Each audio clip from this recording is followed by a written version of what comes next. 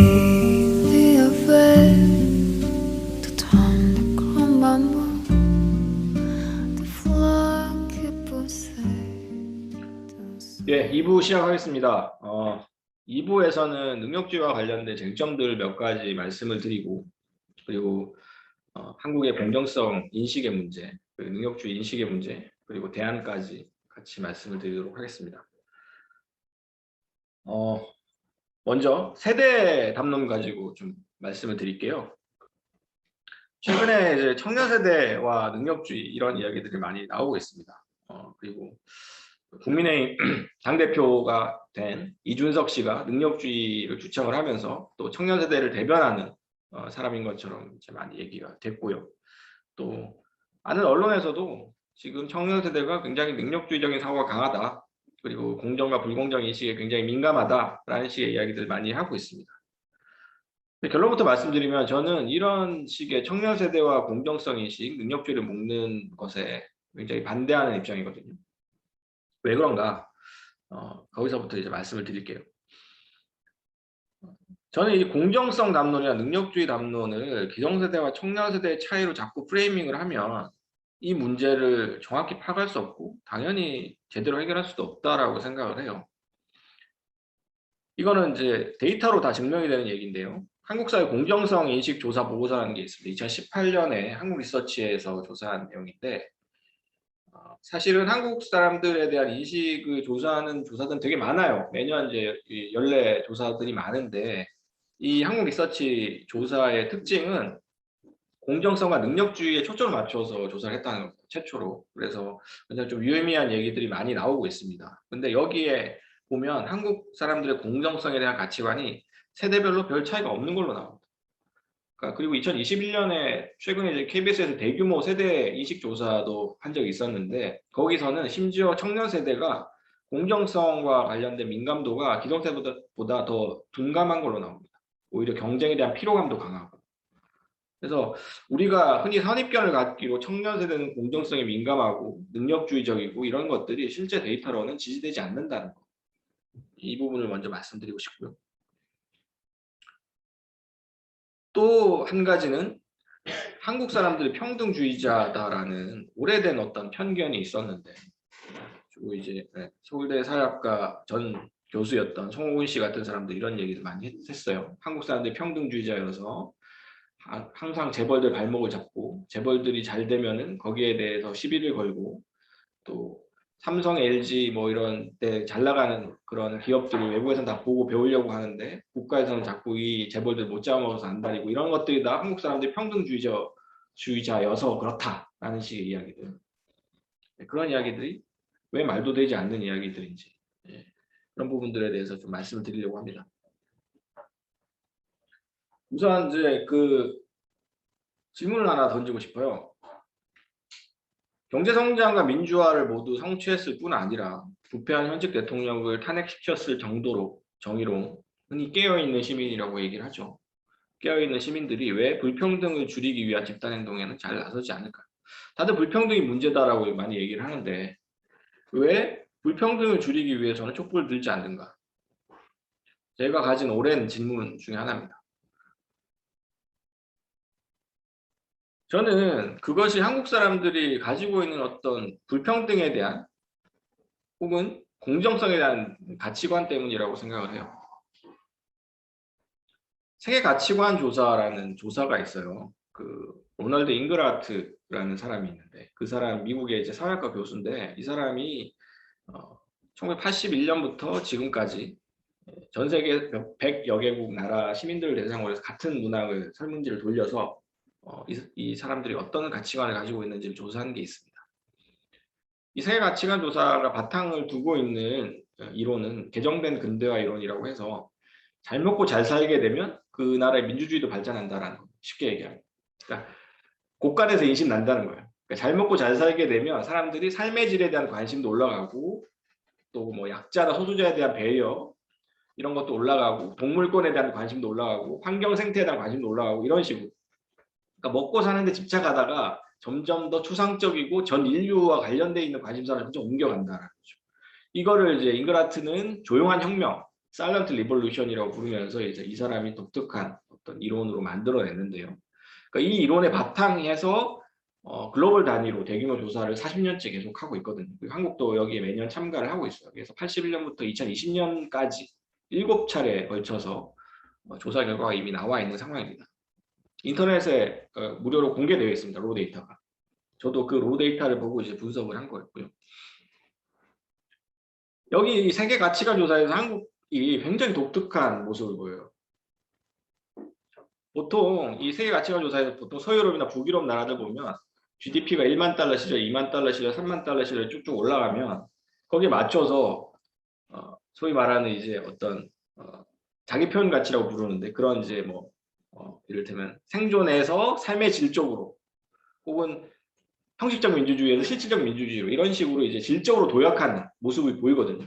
그리고 물질에 대한 집착이 점점 약해져요. 잘 살면서. 근데 한국은 그렇지 않아요. 한국은 경제 성장을 계속하면 할수록 뭔가 사회적인 관대함이 같이 올라가지 않고 경제 수준이 아무리 올라가도 사회적인 신뢰나 관용 수준이 나아지지가 않는 이게 40년 동안 계속 제자리 걸음이에요. 그러니까 곳간에서 인심 난다라는 한국 속담이 통하지 않는 거예요. 그러니까 이거를 이제 그 강한 물질주의와 약한 탈물질주의라고 표현을 하는데 보통은 이제 GDP가 일정 수준이 넘어가면 탈물질주의적인 성향이 강해진다고 해요. 그러니까 물질에 대한 집착, 사람들이 막 먹고 살고 막 이렇게 아둥바둥 이렇게 살아가는 그런 것들이 약해지기 때문에 탈물질주의화 된다라고 얘기를 하는데 한국은 계속해서 사람들이 이 물질에 집착하는 거야. 아무리 잘 살게 10,000달러 시절이나 20,000달러 시절이나 30,000달러 시절인 지금도 이 특성이 40년 동안 요지부동이라는 거. 이게 이제 한국의 특징입니다.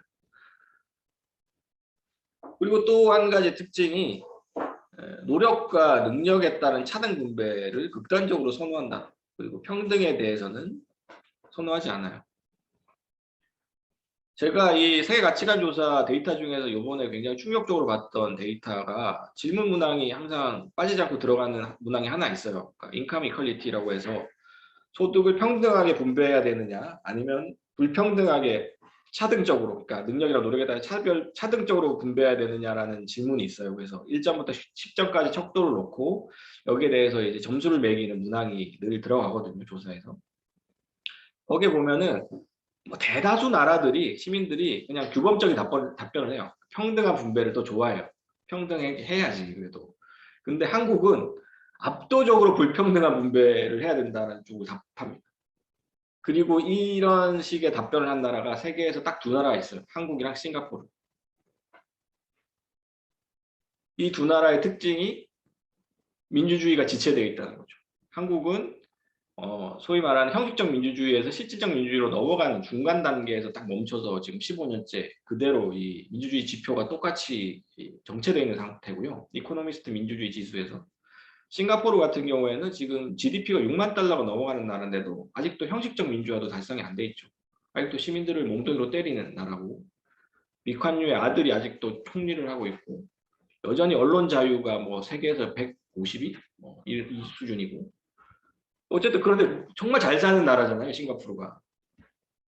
어쨌든 이 싱가포르와 한국이 물질주의는 엄청나게 강하고 반면에 이 자기 표현 가치라고 해서 삶의 질이라든가 자유라든가 언론 자유 뭐 이런 것들 또 약자 소수자에 대한 배려라든가 이런 부분에서 굉장히 그 경제 수준에 비해서 낮은 수준을 보여주고 있다는 공통점이 있습니다.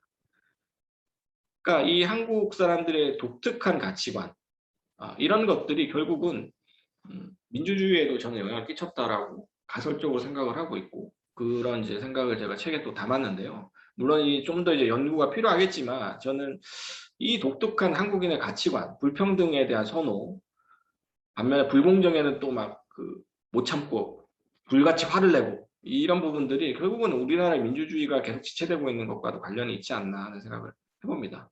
보면은 사실 한국 사회가 이미 이제 3만 달러 넘어서면 선진국 수준에 올라선 건데 선진국 치고는 굉장히 약자 소수자에 대한 차별이나 이런 것들이 되게 심해요. 특히 이제 동성애에 대한 관용 이런 것들이 되게 중요한 지표거든요. 잉그라트의 지표에서도 동성애 관용도 수준이 사실은 이 자기 표현 가치를 결정하는 이제 몇 가지 중요한 핵심 지표인데 한국이 35개 OECD 국가 중에 32위 수준이거든요. 그러니까 비슷한 수준의 경제 수준 나라에 비해서도 압도적으로 낮아요. 그러니까 소수자에 대한 관용성이. 이런 것들이 결국은 우리나라의 어떤 특유의 어떤 가성비에 대한 집착, 순위에 대한 집착, 생태 위기에 대한 무관심 이런 것들하고도 다 일맥상통하는 부분인 것 같고 이런 것들이 또 우리나라의 어떤 가치 위계 서열, 그러니까 모두가 서울대와 강남 아파트를 향해서 질주하는 이 소용돌이 같은 사회 이런 것과도 이제 직접적으로 연결되어 있는 게 아닌가 이렇게 생각을 하고 있습니다. 그러니까 우리나라 사람들은 이게 되게 뭐라고 해야 되죠? 좋은 측면도 있어요. 합리적 선택이 뭔지 다 알아요. 그러니까 그 합리적 선택을 향해서 모두가 다 돌진하는 거예요. 그러니까 이 투입 대비 산출이 가장 큰 선택이 딱 하나밖에 없으니까 그걸 향해서 돌진하는데 그 과정에서 너무나 이제 많은 탈락자들이 발생하고 그 사람들은 패자부활이 없는 그런 사회. 그러니까 대안적인 삶의 모델이 제시되기 어려운 사회인 거죠. 이거를 이제 그 미국의 외교관이었던 그레고리 핸더슨은 소용돌이 사회라는 말로 한국 사회를 묘사한 적이 있었는데 그게 되게 딱 맞는 표현인 것 같아요. 한국 사회는 조선시대에도 그랬어요. 조선시대에도 과거 시험 보려고 그 과거 시험 보는 시즌이 되면 전국에 있는 사람들이 다 한양으로 다 몰렸대요. 10몇만 명의 인구가. 그러니까 그때도 이제 과거 시험에 합격을 하면은 개천에서 용이 된다 뭐 이러면서 이제 사람들이 팔자를 못 친다 이러면서 그때도 예컨대 소용돌이처럼 모든 사람들이 중심부 권력의 중심부로 몰려드는 그런 사회였고 지금도 역시 그 특권을 얻기 위한 경쟁을 향해서 모두가 다 질주하는 그런 방식의 사회라는 거죠. 근데 이런 사회가 고도 성장기에는 매우 역동성을 발휘하는 순기능을 발휘할 수도 있다고 생각을 합니다. 근데 경쟁 압력이 극단적으로 높기 때문에 사실은 약자한테는 지옥보다 가혹한 사회 그리고 승자한테는 천국보다 안락한 사회이겠죠. 근데 약자가 승자보다 훨씬 많죠. 1%의 승자를 위해서 99%의 약자가 희생하고 늘 패배자로 살아야 되는 사회. 이런 사회가 바로 한국 사회라는 거. 그러니까 이런 모든 특성들이 사실은 비슷한 경제 수준 국가들에 비해서 유독 낮은 자기 표현 가치라는 지표. 그러니까 자기 표현 가치라는 게 제가 이제 자세히 설명은 못 드리겠는데 시간 관계상 이 잉그라트의 이 지표에서 굉장히 중요한 거예요. 그러니까 산업 사회에서 후기 산업 사회로 이렇게 선진국들이 옮겨갈수록 이 자기 표현 가치, 셀프 익스프레션 밸류스라는 게 높아지거든요, 지표상. 그러면서 이 지표가 높아지면 높아질수록 사람들이 점점 더 자기 하나의 문제가 아니라 인류 전체 문제. 그러니까 우리가 흔히 인류애가 생긴다라고 얘기할 때 그런 문제들에 대한 관심이 높아지는 거예요. 소수자, 약자, 그리고 세상에 약한 동물까지 이런 존재들에 대한 배려나 관용 같은 것들이 높아진다는 거. 되게 신기하게 대부분의 나라에서 그렇게 나타나요. 잘 살면서. 그러니까 이게 곳간에서 인심 난다라는 속담이 맞는 거죠. 근데 한국은 곳간에서 인심이 안 나요.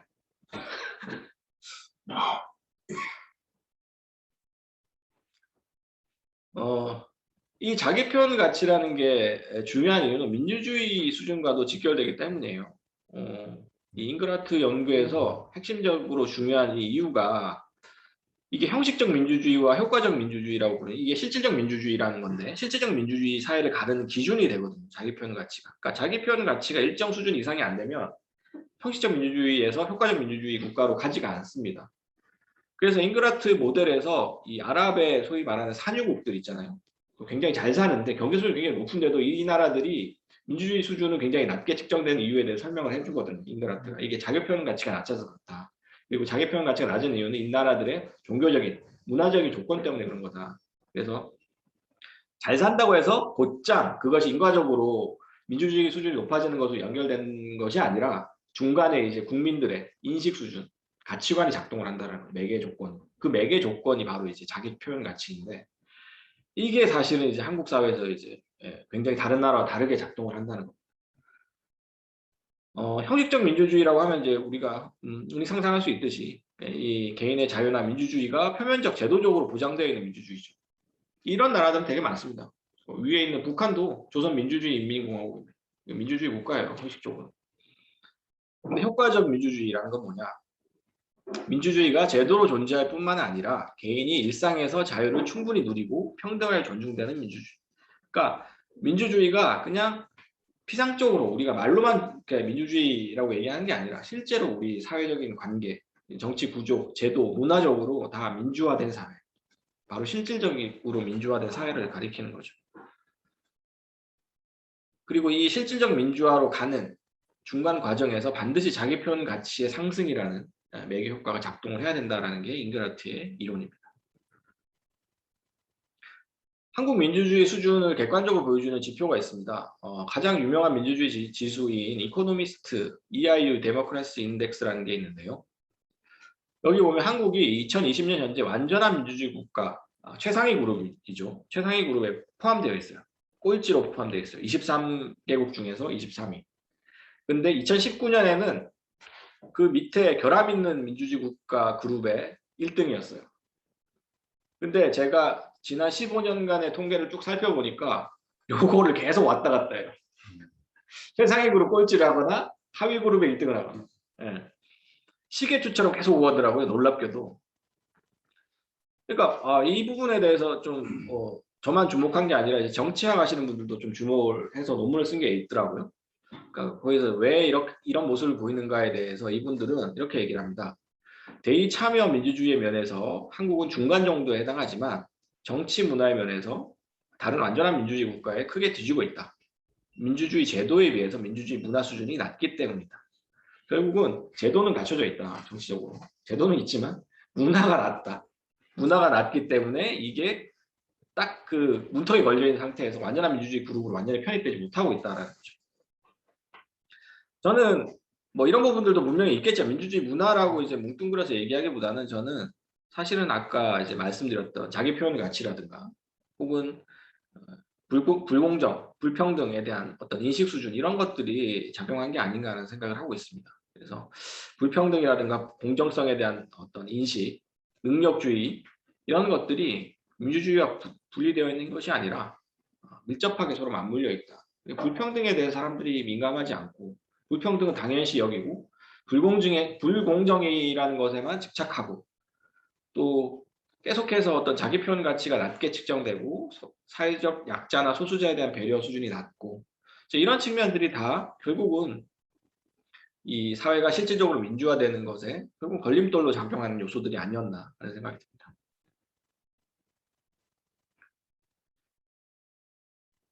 자본주의 원리는 1원 1표제죠. 근데 민주주의 원리는 1인 1표제입니다.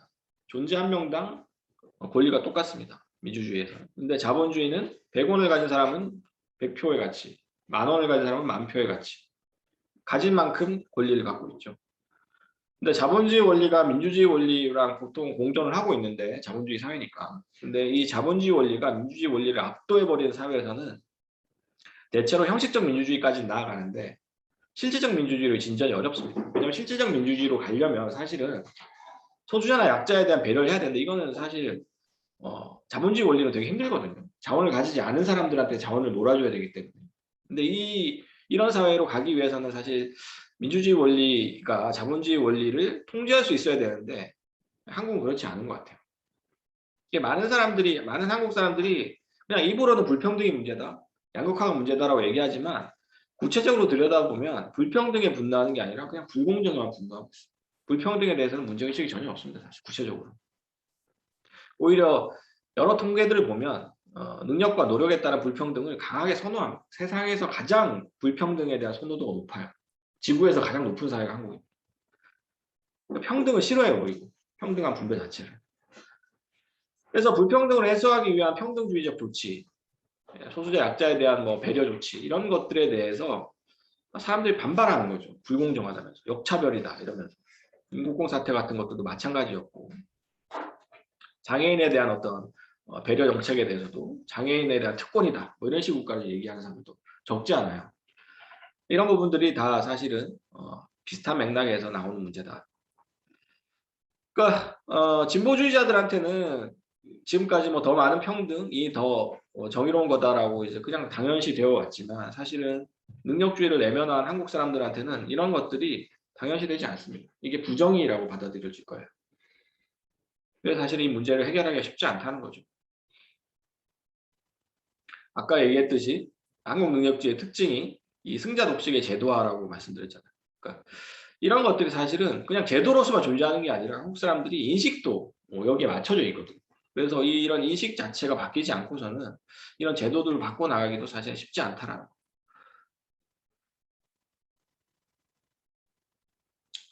그래서 해결 방향을 좀 우리도 구체적으로 이제 고민을 할 시점이 된 것 같아요. 어떻게 해결할 수 있을까?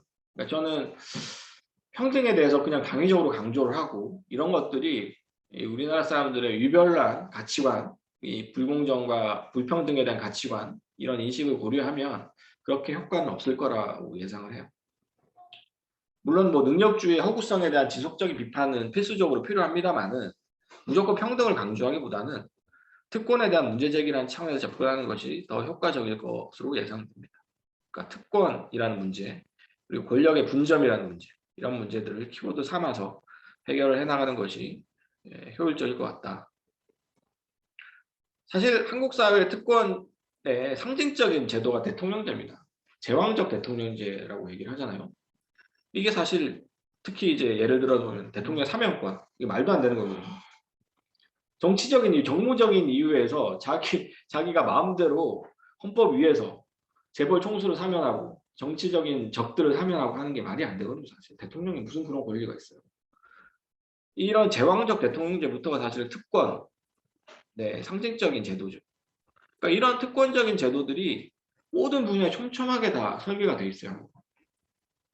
전문가 집단 면허제도 마찬가지고 아까 얘기했던 사법시험 합격자들에 대한 특권도 마찬가지고 그러다 보니까 이 특권에 접근하기 위한 경쟁이 너무나 빡센 거죠. 그리고 그 경쟁이 너무나 빡세다 보니까 공정성에 대한 사람들의 집착도 너무나 과열될 수밖에 없는 거고. 그러니까 이런 특권 자체를 줄이고 권력을 분산시키지 않으면 이거는 영원히 그냥 시지프스의 노동처럼 반복될 수밖에 없어요, 문제가. 그러니까 우리가 이 대통령제로부터 전문가 집단의 면허제에 이르기까지 이 모두가 다 개혁 대상이 되어야 된다. 부득이하게 특권을 인정해야 될 경우에는 사회적 책임을 명확히 지도록 제도화해야 된다. 그리고 또 한 가지는 세습 귀족제의 대안이 능력주의만 존재하는 것이 아니라는 이런 걸 인식할 필요가 있습니다. 예컨대 우리 분배적인 원리는 여러 가지 있을 수 있죠. 형평의 원리가 있을 수 있고 평등의 원리가 있을 수 있고 필요의 원리가 있을 수 있습니다. 형평이라는 것은 능력주의랑 비슷한 원리죠. 우리가 이만큼 노력하고 이만큼 기여한 사람한테 그만큼의 몫을 준다는 게 형평, 이퀄티죠. 평등은 모든 사람이 똑같은 존재니까 같은 몫만큼을 줘야 된다는 것이고 필요의 원리는 필요한 사람들한테 주는 거죠. 이거를 이제 다원적 정의라고 아마르티아 센이라는 경제학자가 쉬운 예를 들어서 설명을 한 적이 있어요. 그러니까 그 아마르티아 센은 노벨 경제학상 수상한 경제학자인데 최근에는 정의론과 관련된 책들을 많이 냈어요.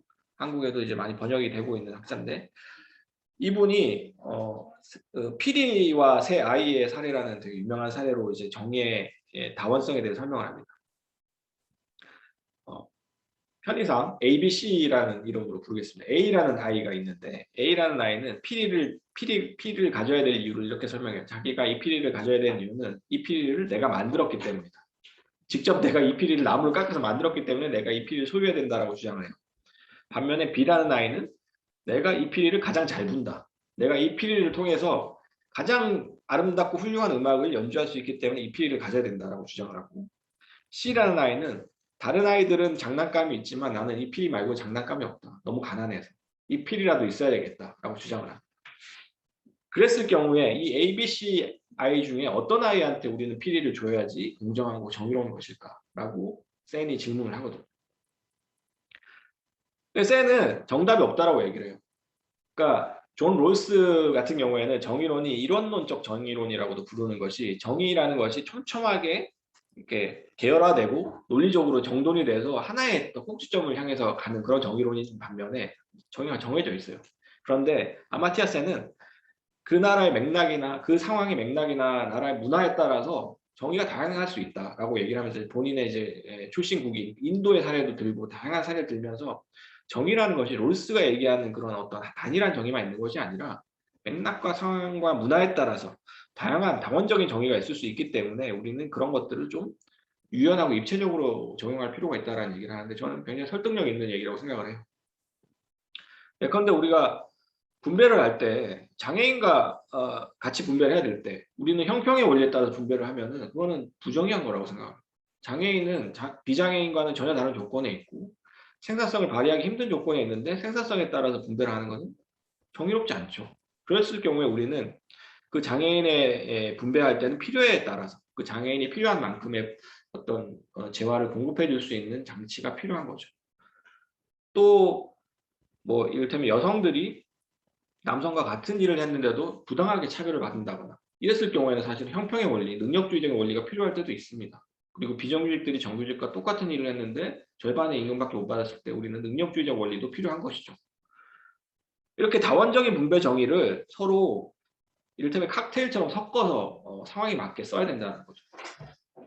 단순히 어떤 하나의 정의만 딱 필요하다, 이것만 적용돼야 된다라고 주장하는 것이 어떻게 보면 되게 비현실적이라는 거죠. 그러니까 이런 것들을 어떻게 조합하고 잘 논의해서 쓸 것인가, 이걸 고민해야 된다는 것이죠. 구체적으로.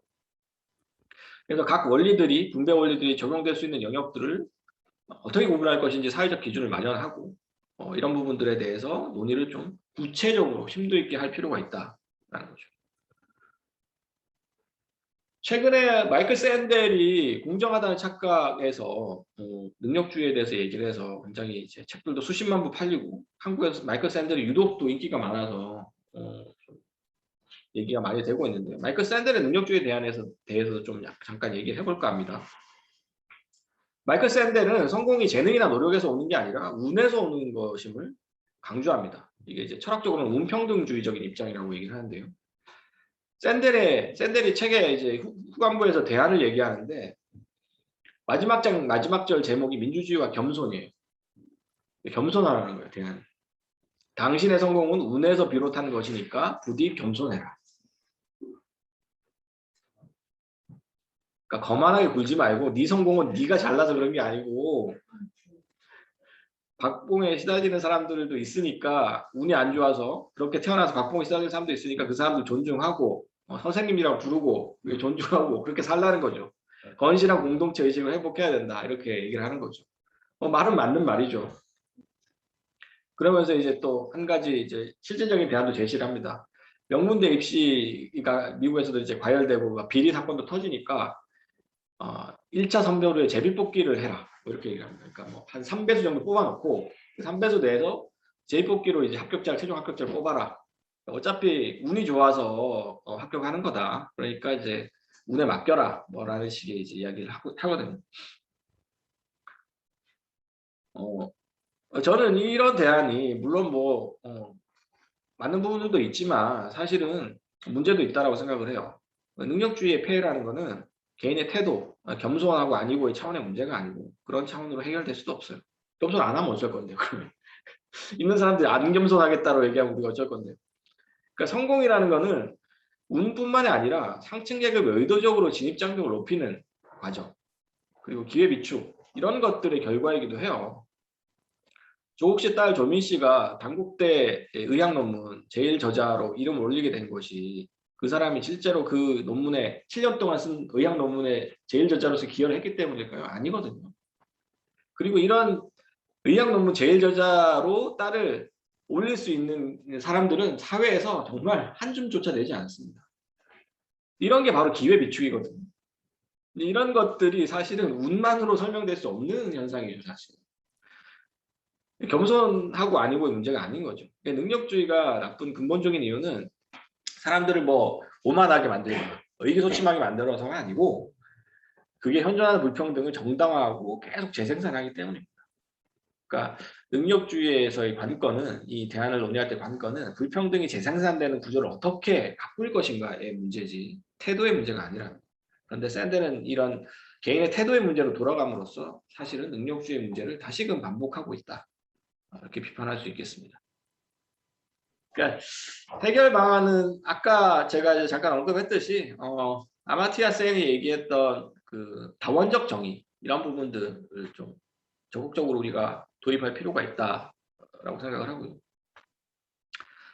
형평, 평등, 필요의 원리들을 그때그때 맥락에 따라서 잘 적용을 하고 결국은 이런 부분들을 조금씩 하나씩 바꿔나가야지 한 방에 우리 사회가 사실은 바뀔 수는 없다. 왜냐하면 우리는 능력주의 사회로서 굉장히 오랫동안 역사적으로 형성되어 왔기 때문에 하루아침에 사람들의 인식이나 제도가 바뀌지 않습니다. 이런 부분들은 우리가 같이 문제의식을 공유하고 논의를 하는 그런 장기적인 프로젝트로서 접근을 해야 된다라고 생각을 합니다.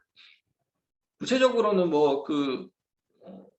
정치적 분점, 정치적인 권력 분점 이런 것들도 사실은 다 능력주의의 대안이 될 수 있습니다.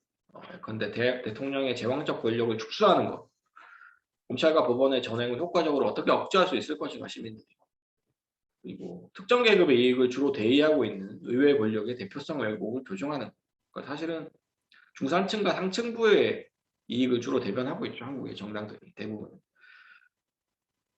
그 하층 계급들, 소위 말하는 하위 계층의 계급들은 거의 대의되지 않습니다. 그래서 이런 부분들을 어떻게 대의할 것인가, 그리고 대기업에 대한 각종 특혜를 어떻게 폐지하고 어떻게 중소기업들을 지원할 것인가, 플랫폼 기업들에 대한 어떤 문제들, 노동권 사각지대 문제들, 그러니까 이런 것들이 결국은 다 특권 해소와 관련되어 있는 사회개혁 프로그램이고, 이런 것들이 다 형식적 민주주의에서 효과적 민주주의로의 이행 과정, 다시 말해서 실질적 민주화라고 할 수 있습니다. 결국은 실질적 민주화가 뭔가 거창한 정치 제도를 만드는 게 아니라 결국은 각 분야, 각 영역에서 권력을 분산시키는, 특권을 해소하는 과정이라는 거죠. 그러니까 여전히 한국에는 능력주의를 외면하는 사람들이 절대 다수입니다. 저도 강연을 하거나 어떤 글을 올리면 댓글에 욕밖에 안 달려요. 능력주의 비판하면 야, 능력주의가 맞는 건데 네가 한국 사회 뭘 몰라가지고 저런 철없는 소리 한다고 그러고 온갖 욕이 다 달리거든요. 그러니까 능력주의 비판이 아직까지도 사실은 한국 사회에서는 극소수에 불과하기 때문에 능력주의를 내면한 이 사람들을 어떻게 같이 설득해 나갈 것인가, 이런 교육 과정들은 아직까지는 계속 필요한 것 같고요. 다만 이런 어떤 담론적인 접근만 가지고는 극복할 수 없다라고 생각합니다. 그래서 분배적 정의, 노동에 기반한 분배적 정의만은 불평등 현실 점점점 대처하기 힘들 거다. 최근에는 프리캐리어트라는 말을 넘어서 언네서서리어트라는 말까지 나오고 있거든요. 프리캐리어트는 이제 불안정 노동자를 가리키는 말인데, 프리캐리어스와 프롤레타리아트의 합성어죠. 근데 언네서서리어트는 그냥 불필요한 사람들이 사회적으로. 노동 자체가 기계와 고도 기술 때문에 노동 자체가 필요 없어지면서 그냥 잉여화된 사람. 그런 사람들을 unnecessary라고 얘기해요. 그냥 존재하고 있는 사람들. 그런 사람들이 증가하고 있는 상황에서 노동에 기반한 분배 정의만 가지고는 불평등한 현실에 대처하기 어렵다. 이런 부분들에 대해서 우리가 불평등의 악순환 고리를 어떻게 해체할 것인가, 이런 부분들을 구체적으로 고민할 필요가 있다. 공채시험 같은 한국 특유의 그런 지대추구적인 시험도 차근차근 폐지해 나갈 필요가 있고, 또 그런 시험 폐지뿐만 아니라 사실은 직무평가를 좀 정교할 필요가 있습니다. 그러니까 미국이나 다른 선진국 같은 경우에는 사실 시험이 그렇게까지 중요하지 않은 이유가 직장에서 어떤 업무 성과에 대한 평가가 사실은 다면적이고 입체적으로 이루어지기 때문이거든요. 그리고 업계에서의 평판이 사실은 그 사람에 대한 평판, 정확한 평판이에요. 근데 한국은 그런 업계의 평판이라든가 상사의 평판을 안 믿어요, 사람들이. 그러니까 시험 점수에 계속 집착을 하는 거예요. 네. 그러니까 평가 기준 자체가 자의적이고 평가 기준 자체가 되게 모호하다는 겁니다. 한 가지 예로 한국 사회 그 대기업의 중역들이 그 연봉이 결정되는 서류를 분석한 기사가 있는데요. 딱 4줄짜리였다고 합니다. 4줄. 지난해 업무 성과를 반영한 결과 연봉을 2억 7천에서 3억 7천으로 올립니다. 끝. 그러니까 이렇게 잘 먹고 잘 사는 최상층부에 있는 연봉을 받는 사람들의 연봉을 마음대로 인상을 하면서 최저임금 한 100원 인상하려고 하면은 정말 몇 개월 동안 싸우고 난리를 치잖아요. 최저임금 100원 인상하는 거 가지고. 근데 사실 이런 부분들도 사실 말이 안 되는 거죠. 그러니까 그 노동에 대한 어떤 자신의 직무에 대한 평가, 이런 부분들도 사실 좀 정교화해 나갈 필요가 있고, 또 공채 시험과 같은 그런 지대추구적 시험도 폐지해 나갈 필요가 있다라는 거.